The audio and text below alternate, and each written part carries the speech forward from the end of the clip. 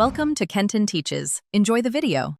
You begin by picking the right site and preparing soil because location decides light, drainage, and yield. Clear competing vegetation, then test pH and feel for texture. Make adjustments with compost or sand to improve structure. Once done, lay out 1-3 beds and 0.5 to 1 meter paths so you can reach plants without compacting soil.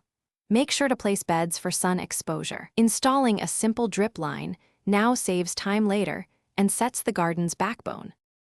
You now move into planting and irrigation because timing and moisture control determine survival and growth.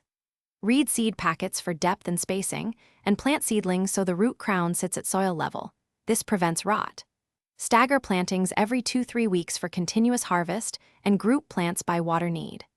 Once seedlings are in, set up drip lines or soaker hoses and schedule 1 to 2 waterings per week, increasing during heat waves. Consistent moisture encourages roots to grow deep and strong.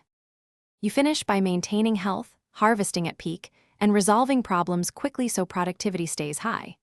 Mulch 5 to 7 centimeters to lock in moisture and cut weeds, and routinely prune or stake as plants reach support needs. This improves airflow and fruit set. Harvest vegetables early morning for best flavor.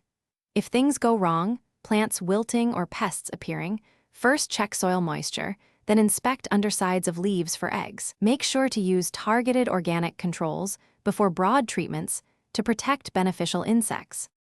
Thanks for watching. Please subscribe if this video was helpful.